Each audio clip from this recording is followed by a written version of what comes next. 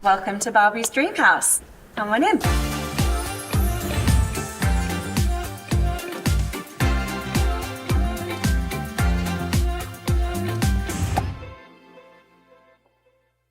This is my breakfast table and my kitchen. We're in the living room right now. Here's a fun little bar and the slide that goes from the bedroom down into the pool. Not super practical, but nothing is for Barbie. It's just fun and gorgeous, and it's see-through, so we can see each other. All the Barbies in their own Barbie dream houses wake up in the morning and they can wave at each other.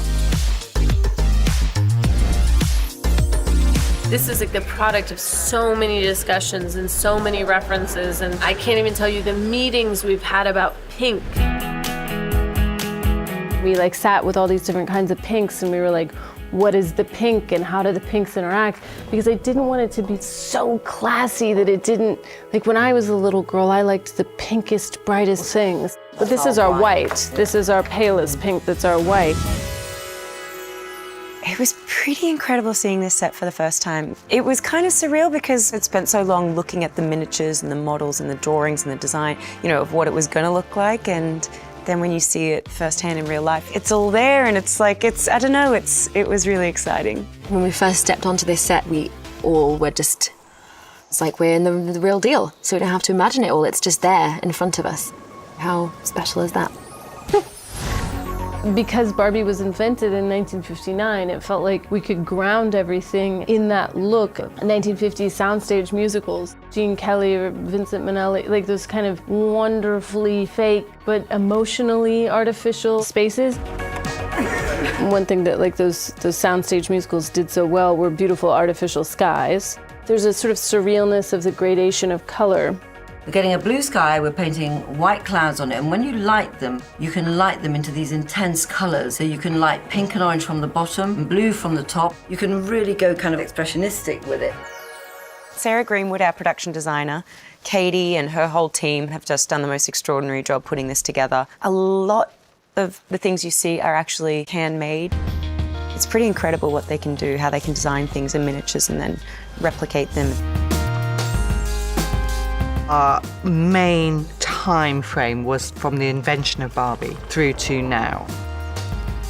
They're timeless pieces, which also has an echo to the actual toys that are in the dream house that Mattel make today. It's very simple and clear and beautiful, and that was one of Greta's keywords. It has to be beautiful. It has to be beautiful as well. Walking into those environments and feeling the kind of artistry and the love and the playfulness. It just was so exciting. You know the one thing that was a surprise were all the little monkeys, if you see any monkeys around. I didn't ever see them in the drawings and I got to set and I'm just gonna kick out of it. I love the bubble bath. My favorite design feature is obviously the slide that goes to the pool. And now we do a whole bit in Barbie's day where she slides down the pool to go down and have her breakfast. Taking it probably from the late 50s to the 60s was a big influence of that sort of modernist furniture that was coming through.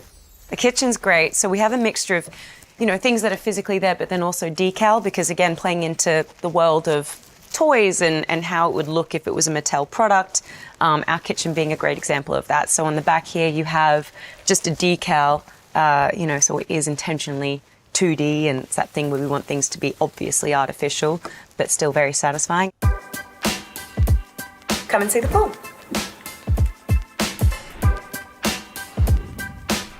There is no water in Barbie Land. There's no water or fire. There are no elements. It's actually funny to see how many people avoid walking. Everyone walks around the pool.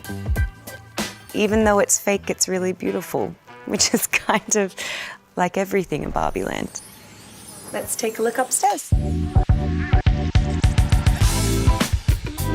We are right next to Barbie's wardrobe, and this is where she brushes her hair. Ivana, our hair makeup designer, and I have had a lot of fun on this job.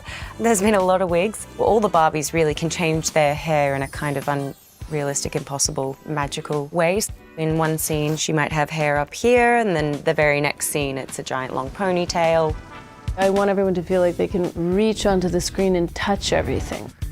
I mean, so emotionally, just remembering like standing in Toys R Us, looking Barbies with the plastic sheet over it, and everything in you wanted to take it off and take everything apart and touch everything.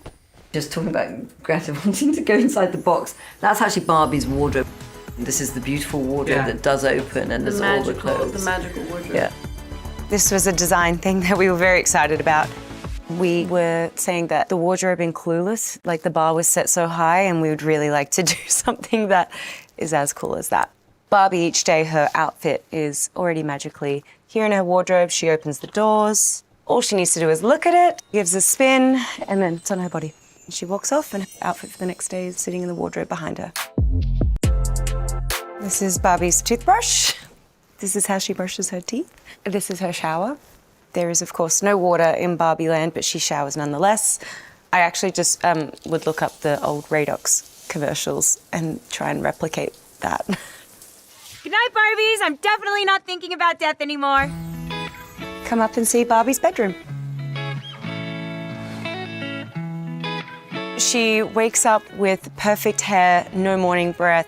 Her pajamas are impossibly ironed and beautiful still, and she feels great, energized for another perfect day in Barbie land. So the way Barbie gets into her car, she walks to the edge and she impossibly floats down into her car. Greta said, you know, no one actually walks their Barbie down the steps to get into the car. You just take them from one thing and just plop them into the next thing. And as you can see, Barbie has a pretty amazing view of Barbie land from here. And she can see where all her friends are, Barbie Emma's house, Barbie Anna's house, Barbie Alex's house, and over there is where Skipper and Midge live in little Skipper's treehouse thing, which you may have noticed was replicated from the actual toy. We consider it a heritage site.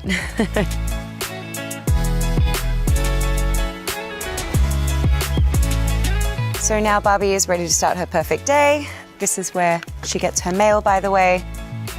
All the writing in Barbie land is actually just gibberish. It's just scribble, the way kids kind of write endless amounts of, you know, nothing, but it's all very beautiful. Thank you for coming to see the dream house. I have to get back to set now. Bye-bye.